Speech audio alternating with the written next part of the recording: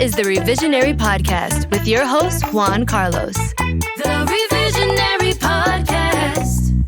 Hello, and welcome to another episode of the Revisionary Podcast. And as always, I'm your host, Juan Carlos. So, just a little bit about what's going on. I've been doing a little traveling lately. I got to go down to LA for a few days, which was a lot of fun. And, I must say, in the past, I haven't really been a fan of LA, but I really had a good time this time. When I went last time. I think part of it is because I went on a vacation. So I kind of treated it as like a touristy experience. I did a bunch of touristy stuff.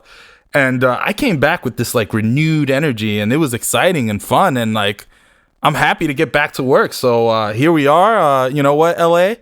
I take back 30% of all the bad things I've ever said about you. You're not that bad. You know, I really enjoyed LA, so I will say that. So there's that. Also, I should say, if this is your first time listening to this podcast, welcome to the Revisionary Podcast. This is a podcast where you, the Revisionary, comes in and gets to listen to my guests, who are usually comedians, who tell a nonfiction story about their lives in which they wish things had gone a little bit differently. Afterwards, I give them an opportunity to tell the same exact story, except the second time, they can change any facts or details that they would like about the story. So, real exciting stuff. Let's see what else has been going on. I have an audition coming up, so that should be exciting. Wish me luck. I'm auditioning for, a comedy version of The Voice, which should be a lot of fun. So, hopefully, I'll go deep in that. I'll keep you guys updated on how that goes. I feel pretty excited to have the opportunity, so... I just want to get up there and get on the stage and do my thing. So that's pretty cool. And let's see. I got to spend a few weeks with my mom. She visited me, which was a lot of fun. Seeing family is always nice, especially when you live so far away from family. So that's been great. But pretty much, yeah, that's been my life. This week we actually have a buddy of mine, James Crowley, joining us on the Revisionary Podcast, and just a little bit about James. He is a comedian. He's the host of, James Crowley's Infinite Playlist. And he's actually sometimes a journalist. Like, you'll see his name come up attached to articles that he's written, which are published, which is pretty cool. But I'm going to tell you about my favorite story about James. So a lot of you don't know this about me, but I refuse to do roast battles. Why, you ask? It's very simple. I'm bad at them. And it's not that I'm bad at them per se. Well, let me rephrase that. Yes, it is that I'm bad at them per se. But it's more that I'm too nice to do roast battles. Like, I can't write jokes that are mean about other people. Like, that is just not who I am as a person. So that's always something that's been really hard for me. But the one and only roast battle that I did do was against James.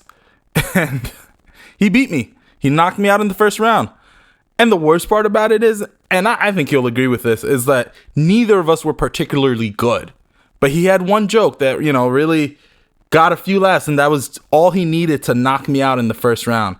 So in case you're ever wondering why I don't do roast battles, you got James to blame. It's his fault.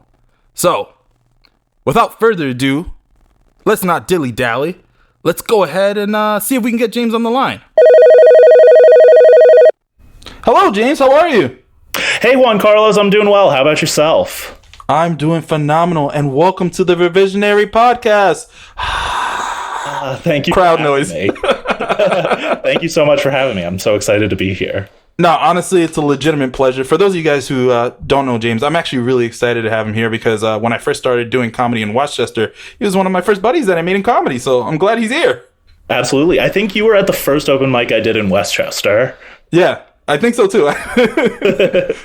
We're both sitting there like, what's going on? It was one of those things where it's just like you're all sitting around just like, oh, hey, who are all, it's one of those things like it's like first timers at an AA meeting all around. You're like, are we allowed to talk? Are we supposed to be friends?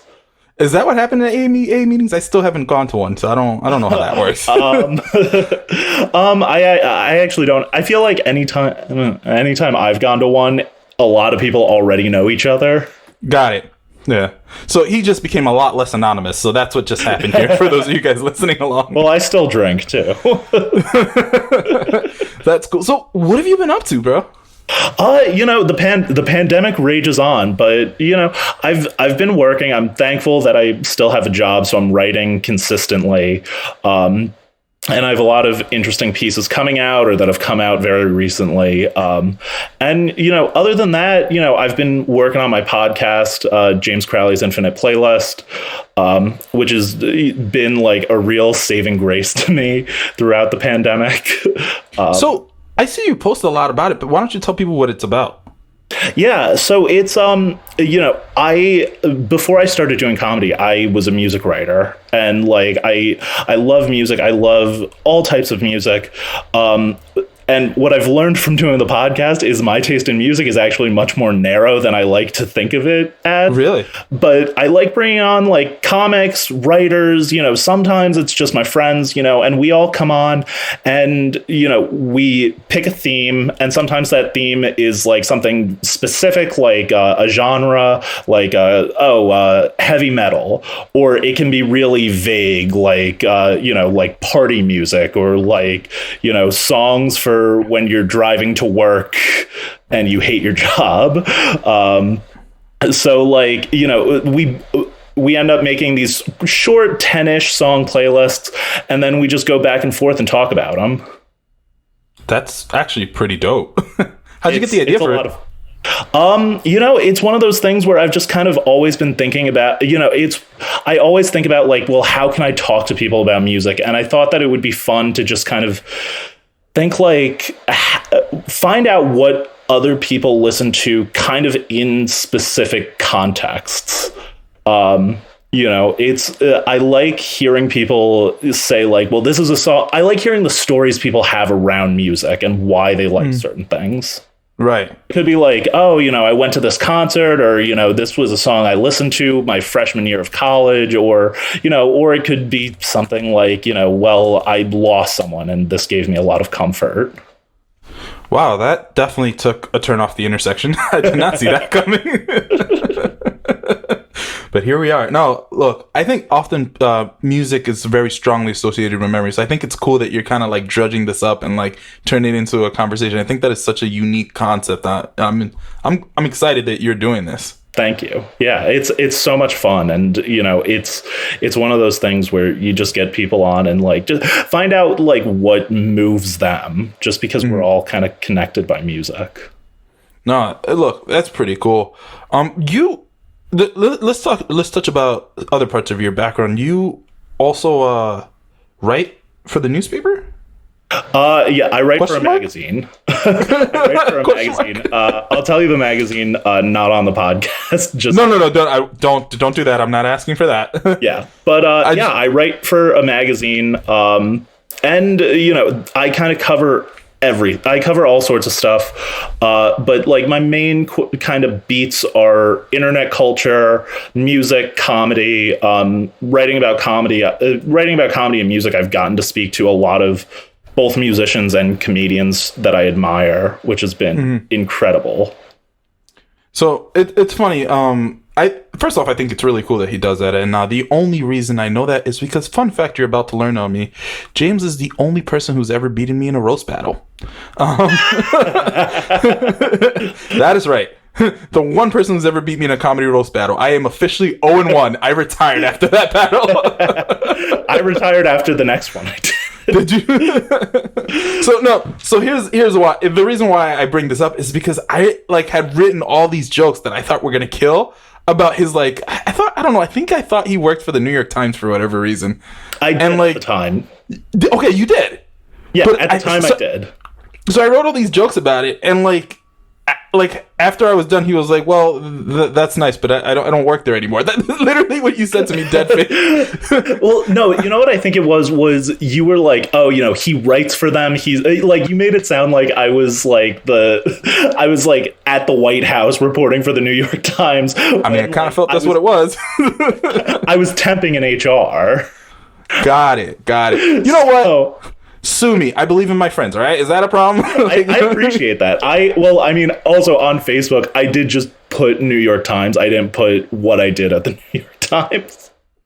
You know what? That's fair. That's fair. My bad. I should have really done my homework. And moral of the story is I wrote all these jokes, none of which I could use. So I threw out pretty quickly. I was going through other material that was just so out of character for me, and it was bad. It was, I flamed out big time.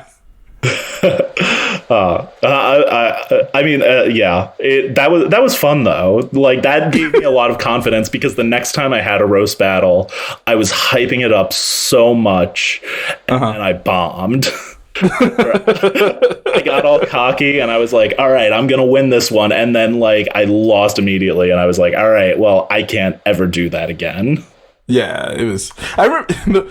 So I will tell you this: like, for those of you guys out there listening, the one joke that I do remember that he wrote that he got me good on was he made up this joke about how I like going fishing. Right. Do you want to tell that? I don't want to tell your joke. Do you remember? I forget what it was completely, but I was like, Juan Carlos likes fishing because it was something like, he likes fishing because he said the sounds of the ocean remind him of no one laughing at his jokes, or something like that. Yeah. And that was because at the time, I think you just posted on like Facebook or Instagram saying, oh, I like, you went fishing. I was like, okay. I'm like, I'm going to use that. And I think you might have said something about the sounds of the ocean, like being calming, but yeah, I don't know, man. I mean, I believe that. I love water. Anyone who knows me will tell you I love water, but that's yeah. I remember that joke. That was the one that won it for you, really. Yeah, that was the only really good joke that I had during that time. But anywho, let's not go down too far down the rabbit hole. Let's take advantage of the time that we have together. James, why don't we go ahead and jump right into this, and go ahead and tell us your story. Okay, cool. I don't really tell a lot of people about this, but I am a male survivor of an abusive relationship. And I try not to do that because, I mean, I end up hearing about people that have gone through similar things, or women that have gone through similar things. And I don't want that, it ends up making me feel like my experience is so much less, but it's something that happens and it's true. Before you go any further, I want to emphasize this. This is a non-judgmental place. And I think it's also very important that I say this out loud. I'm glad that you're speaking on this, because not a lot of men speak on this. It's important to know that, like, they're not alone. And also, just because you experience something, it doesn't mean that it's any less than someone else's experience, because the most traumatic thing that could ever happen to you might be an easy day for someone else. We can't understand someone else's pain. Absolutely. I'm also I'm like, as I'm starting to talk about this, because it's been so long, I'm like, well, what if I start crying in the middle of this? Which I'm gonna try to make it funny, because there's a lot of funny things that came, but it ends up, it's one of those things where when you're younger, you're able to kind of look past and not really piece it together. And it kind of took for people older, as I got older, telling me like, oh, hey, that was a person that really wasn't good to you. Right. For me to kind of realize that. It was, the person I tend to think of as my high school girlfriend, but we ended up dating for much longer than not much longer. We ended up dating through our freshman year of college, which I feel is super typical. You have your like high school relationship and you end up, you date for like a year and then you break up like first semester at college, where we ended up breaking up like the summer after freshman year. So kind of typical in that, but we were together for like 3.5 years, I think. But, it was someone that I had been close with, someone that, when I went from middle to high school, was one of the first friends I had made, because I went to a Catholic school and then a public school for high school. So I didn't know anyone, even though everyone had known each other for a long time. And, we eventually, she had feelings for me before I had feelings for her. which happens. And then, we eventually started dating, and it was kind of difficult. Very quickly there were a lot of problems, and there end up being certain things that you kind of look at as like adolescent hiccups, I guess, or things that as an adult I definitely would never do, or I kind of know to look past. I remember the first time I said I love you in that relationship was when we'd been dating for like a month, and she was crying about something that I'd said that was it was one of those things where I was like, well, I don't really know how long we'll be together. And then, she started crying, and then I was like, well, no, I love you. And, that's just kind of to an extent, textbook manipulation.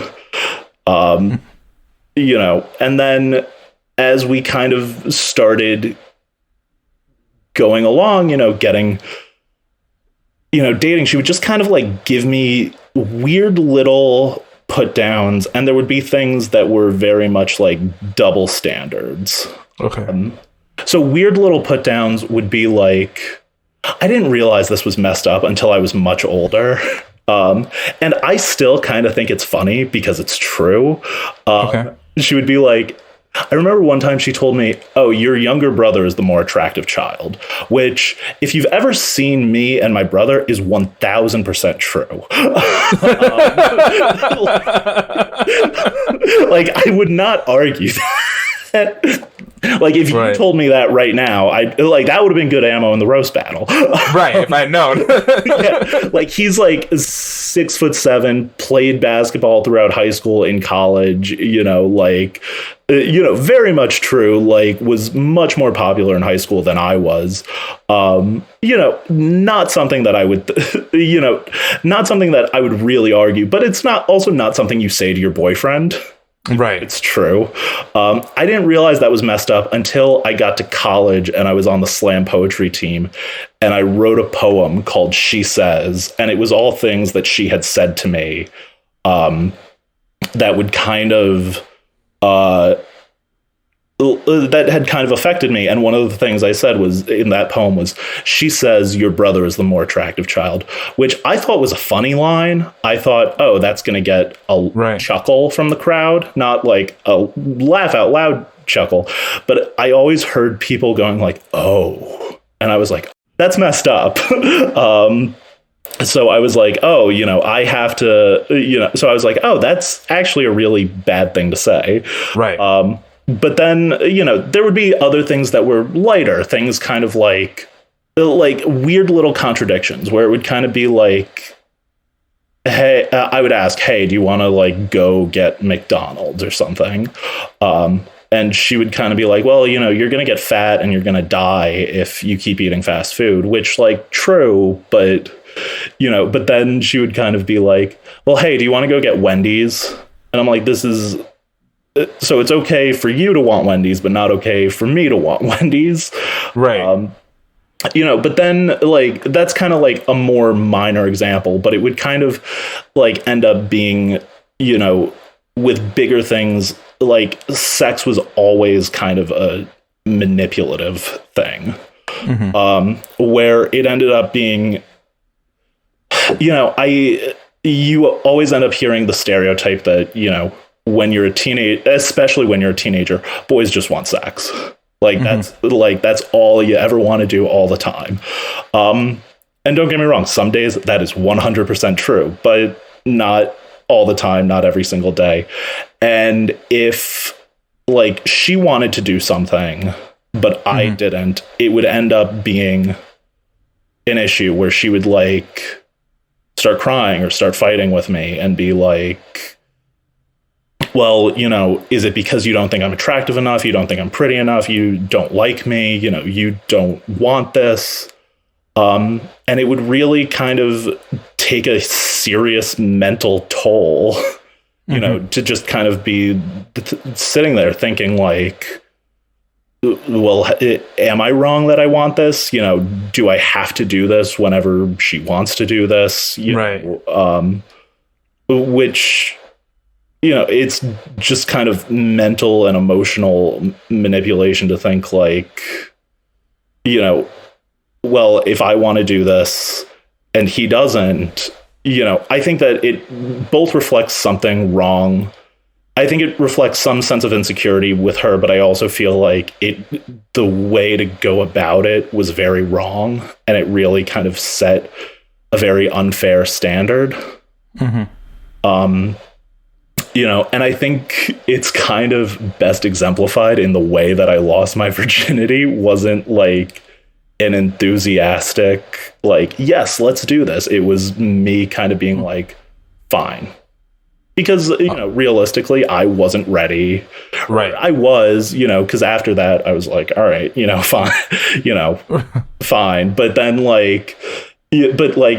first time you kind of have it built up in your head. And I wasn't like, oh, yes, I'm very excited. Let's do this. It was just me kind of saying like, okay, fine. And I remember Scrubs was on the TV, which is the only time I've ever watched Scrubs.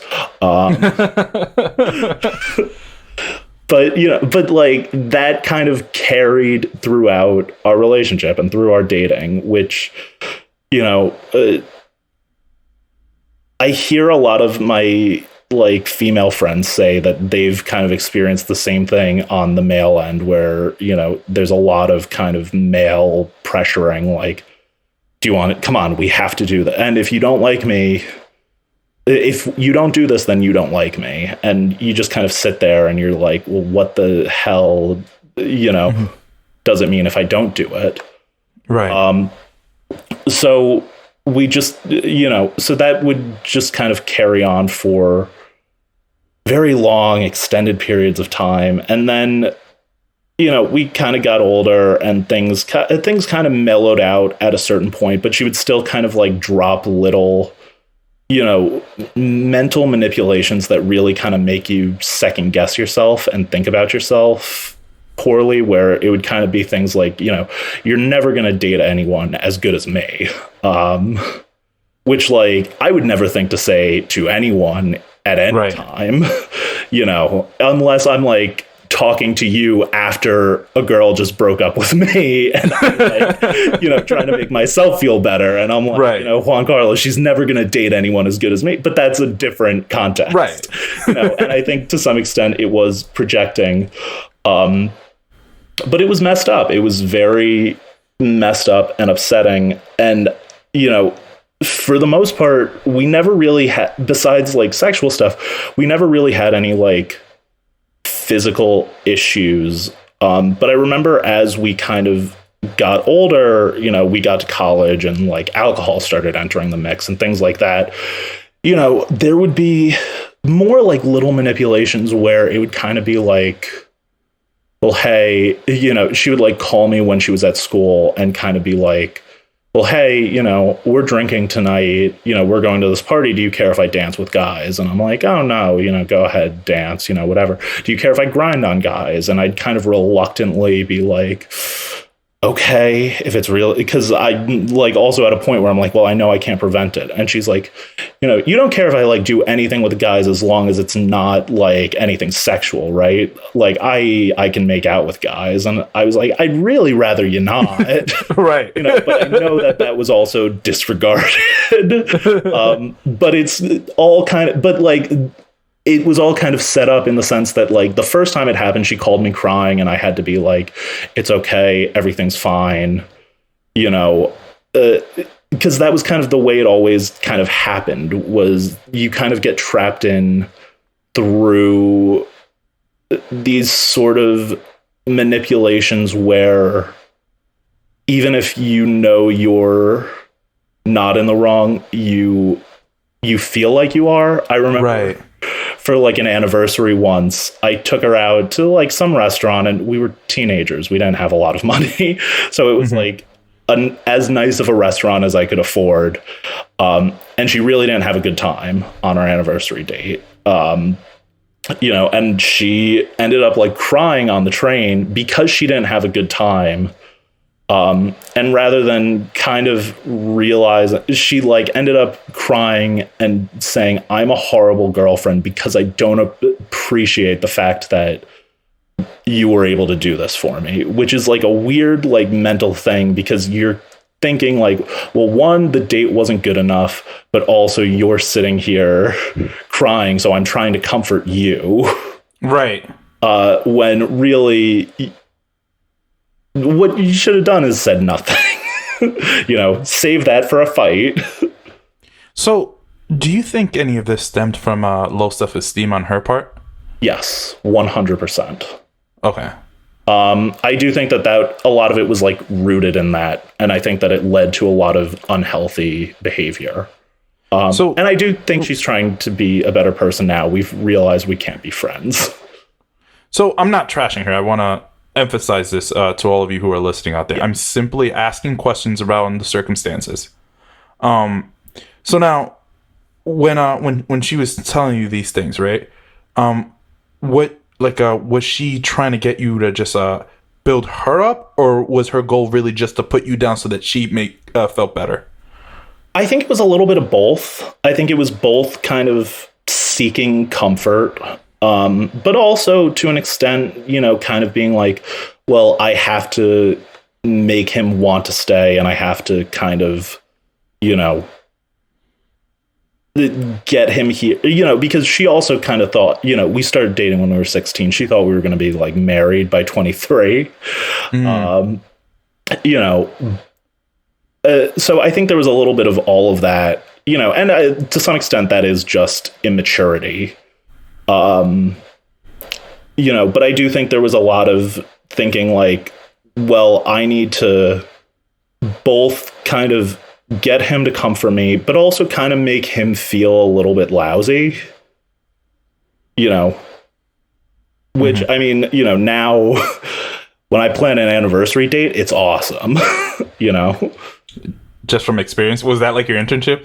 Well, that's kind of what I say about this, is just that it was a big learning experience. Sure.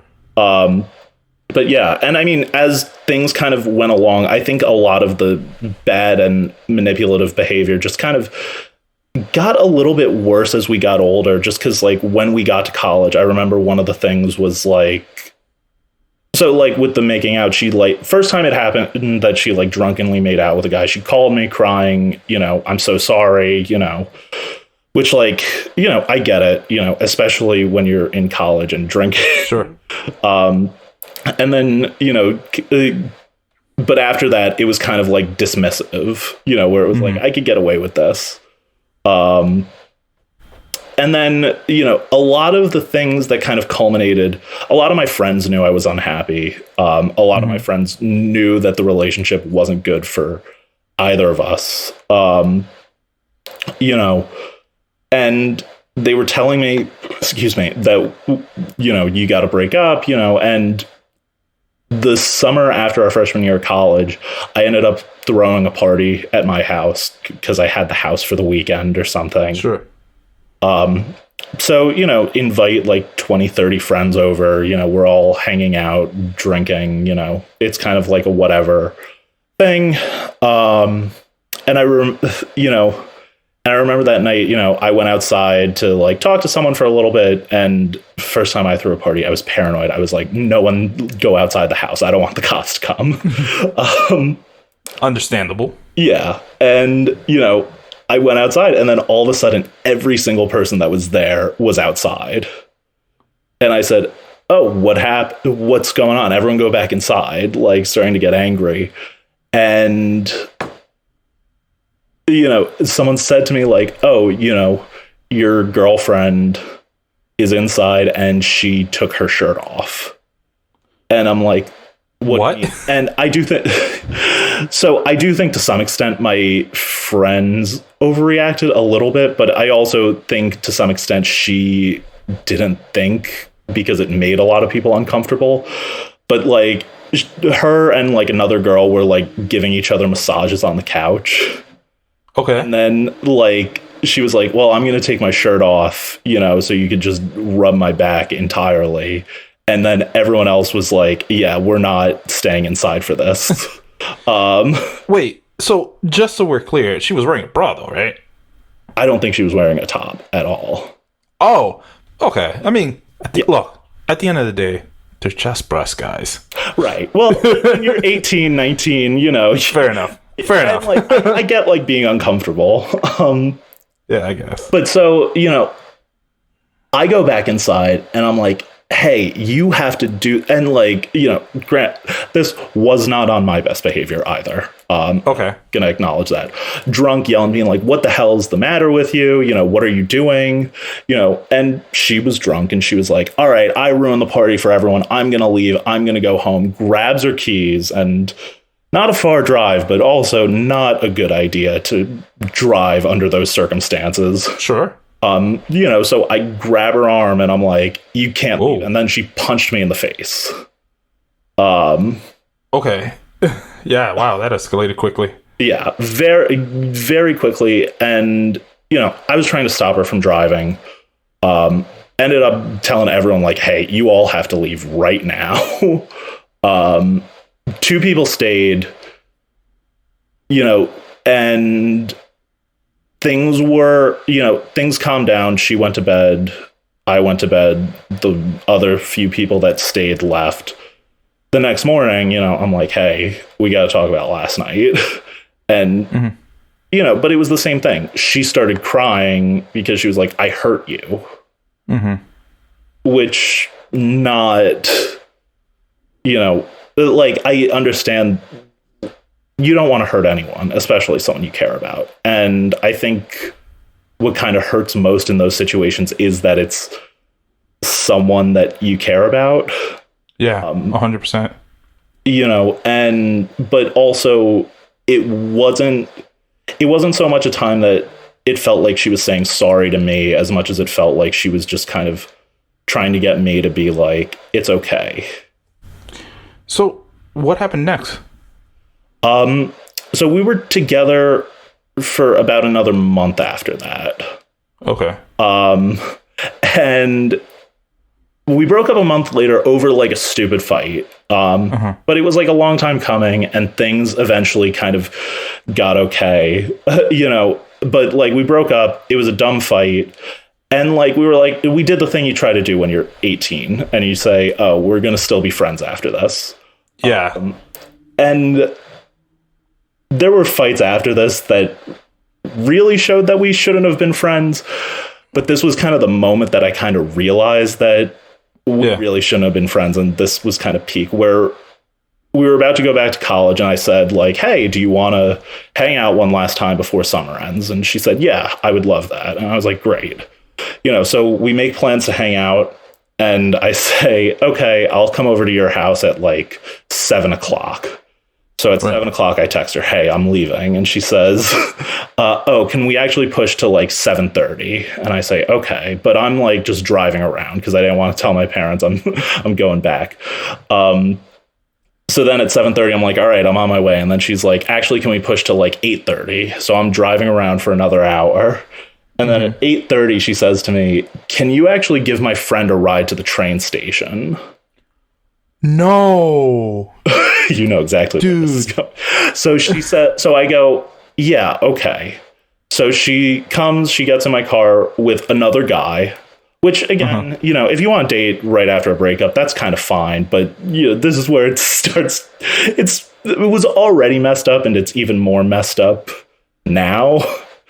Like, but so I'm kind of like, okay, and I'm driving and I'm trying to give her the benefit of the doubt, but she's also like holding hands from the front seat.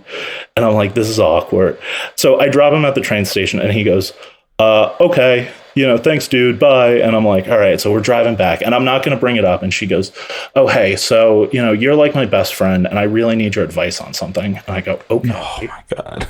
And she says, so, I got laid tonight.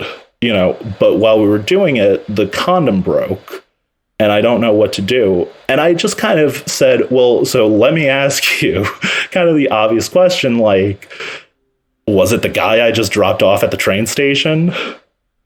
And she was like, yeah. And I'm like, you realize how messed up that is, right? Like, like did not give advice at that point, because I was like, Right. you should not be asking your ex-boyfriend who you broke up with like 2 weeks ago to drive your latest hookup to the train station. Blew up, but then it ended up being like another weird like, hey, I gotta comfort you for a few minutes conversation at the end of that, when I like let it all out, and she was like, well, you know, and I'm like, hey, look, you could do whatever you want, but like you really should have driven him to the train station. That's wow, I'm so sorry. It's okay, I'm over it. I mean, you know, I'm glad you got over it, because I know this happened to you like 6 months ago when you were in college. So no, but like, you know, it's one of those things where, you know, like that was kind of the last real indicator. We got into like little arguments after that, because, you know, when we would come home, we'd try to like be friends and stuff. She tried to get back together like Columbus Day weekend that same year, and I was like, yeah, we really haven't had enough time. She was like, I've changed so much, and I was like, I feel like probably not. It's only been like 2 months. Right. Well, let me ask you this before we go down this rabbit hole. For the sake of balance, right? Why don't you tell me some of her good qualities? Like, what did you like about her? What were the things you enjoyed about her? It's so fun. I haven't thought about this in so long. Just, you know, it's one of those things where like time kind of like, you know, blinds you. I think, you know, one of the things that was good was, well, so I mean, I guess first and foremost, and I think what kind of makes it hurt is I did love her. You know, right. You know, so that is true. I think one of the good qualities really was just kind of the fact that she was happy to help expose me to new things, and happy to like let me do things, you know, like take me places that I hadn't been before, you know, show me things, like, you know, clue me in on different experiences. Like her family was half Jewish, so I'd never been to like a Hanukkah Seder before, sure, or you know, I don't even know if I'm saying the right thing, but like a Passover Seder, sure. And I was, you know, so I experienced that, and I think, you know, I do think that there was a lot of, I do think she cared about me a lot. Okay. Which, and, you know, and I think that part of that was helped root the insecurities, but I do think that there was a lot of caring. So let me ask you this, else. Now, again, this is just for the sake of balance, right? Yeah. If you were to put yourself in her shoes, right? Right. What are the things that you think she would have said that you were doing well in the relationship, and what are the things you think she would have said that you were not doing well that might have contributed to some of these situations that you were in? With like the sexual stuff, I think she would have said that I think she'd say that I wasn't as, what's the word? I don't want to say I was bad in bed. Inexperienced. But I think she'd say sort of like, you know, he doesn't like know what he doesn't always like know when to initiate. I think would be okay. Good. You weren't aggressive, is what it was. I wasn't very aggressive, no. And okay. I mean, like, yeah, and I mean, I've had that complaint from other girlfriends in the past too.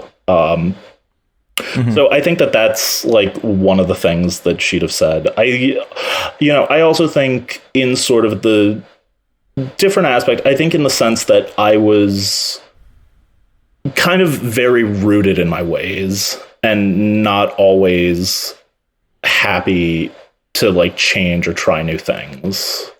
You know, where, you know, it was one of those things where like she'd say like, oh, hey, do you want to come to this with my family?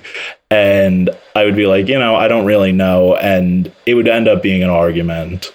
And it would really just be because I was afraid to try something different, you know, which is also something I've tried to improve about myself. You know, and I think to some extent she would also say, I don't want to say she would say that I didn't try with certain dates and things, because I feel like I did, and I feel like I had like I had other friends, like female friends that I would talk to, and friends that were like close with her, where I would kind of be like, you know, well, hey, do you think she'd like this? Do you think this is a good date idea? Right. And I think that, but I feel like to some extent she would say that I didn't try enough. Okay. So then let me ask you this. Let's go into this quickly. If you could go ahead and retell the story.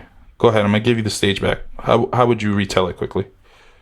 Like, to change it and make it better. Yeah. What facts or details would you change about the story? I mean, the most obvious is would break up while we were still in high school. But now you mentioned that you think that this was a bit of a learning experience for you. So if you had broken up with her in high school, how do you think that would have affected your future relationship? Not well. Well, I don't know. I feel like now I'm very good at spotting like red flags and things, like knowing, what to avoid. Where if I'm like on a first date with someone and I start seeing certain things, I'm kind of like, well, I know that we're not going to go out again. So yeah, I think that it's kind of helped me see red flags. I don't, that's part of why I say not. I don't want to say to have not dated in the first place. No, of course, because it seems like that was an important part of your development. So let me ask you a more specific question. Okay. Do you feel that you could have been more supportive, / right? Do you feel that you should have sought help sooner? Yeah. Well, that's kind of, yes. I think that's kind of where I end up thinking should not have dated for as long as we did, if that makes sense. Sure. Where I think that it was a good relationship to like learn things, but I feel like overall it should have been a relationship where freshman year of college, like first semester it ends. Like, yeah. You come home for like a long weekend and you're like, this isn't working out. I want to live my life. So I think in that sense, it should have been that. Yeah. Do you regret the incident at the party where she took her shirt off, given that it seemed to have been the catalyst that, pushed you, to like finally separate? Yes, because it's one of those things that I don't think, the more I look back on that story and the more like hindsight I get, in the moment, a lot of my friends were like, that was a moment that I remember one of my friends, driving with me the next night said to me like, you're technically in an abusive relationship now. And I think that in that, I kind of wish it just never got to that point. Okay. And then the other thing I was going to ask you is why did you try to see her one last time before you leave? Did you need closure? Did you was there any part of you that was regretting the breakup? Like, what was your rationale behind that at its core? No, that time I think it was really just kind of trying to maintain like a friendship. Okay. It was a classic case of we were friends and then we got together and, when we broke up, I was like, oh, we could try to be friends again. Right. No, that makes sense. You didn't give yourself enough time to heal before you try to formulate a treatment. The wound was still fresh. That makes absolute sense. Yeah. I want to say thank you for coming on the Revisionary podcast. Like, I appreciate you sharing your story and really speaking about this because it is such an important issue and such a serious issue, that I don't think that men are always encouraged to speak up about. Thank you. Yeah. I try to speak about it when I can, but like I said, my own insecurities. We have 2 traditions on this podcast before I let you go. The first is we like to highlight one charity or an organization that our guest is usually passionate about. Do you have one that you wouldn't mind sharing with us? Yeah, mine is Charity Water, charity : water. basically what they do is they are a nonprofit that helps basically deliver clean and fresh water to developing countries. I've felt very passionate about it just because I feel like there are so many issues that need to be tackled, but I feel like a lot of them kind of start with providing people with basic needs, and that includes food, shelter, and water. So I always think if you can provide one of those things, it's one of the best things you can do. Perfect. The second tradition we have on this podcast is that we like to ask our guests to please share a quick childhood story that puts a smile on their face or just generally makes them feel warm inside. Do you have one for us? Oh, man. I have so many.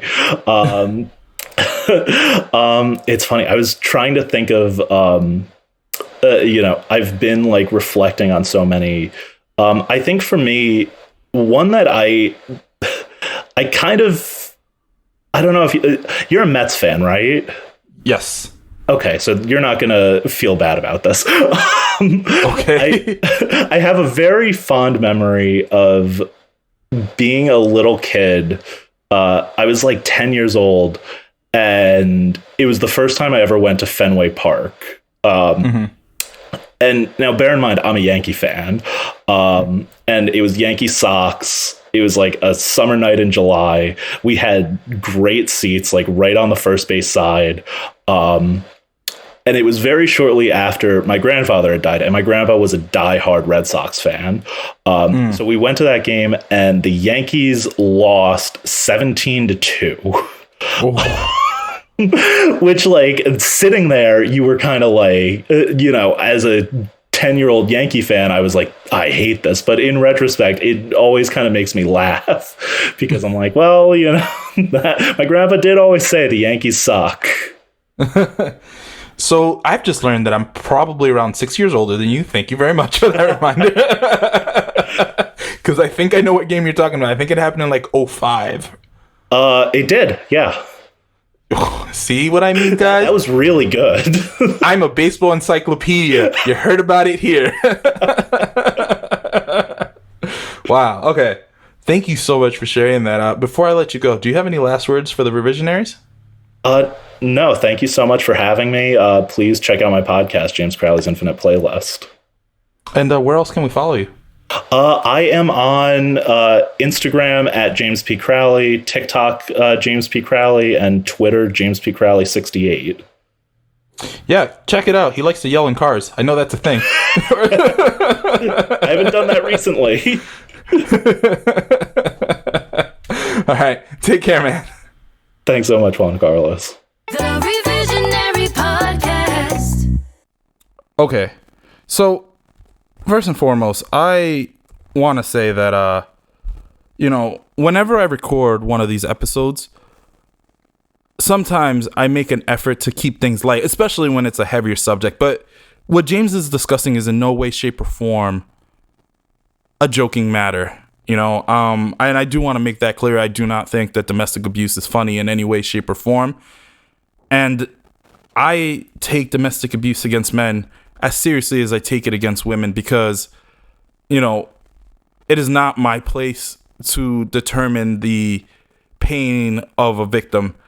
So I fully support victims, in whatever shape, form that they come in. So I just wanted to say that. And I want to thank James for taking time to actually, speak about the subject because it is, sometimes it is difficult as a man to come forward and speak about these issues. There seems to be this social stigma when you're a man and you're in an abusive relationship where the woman's abusing you.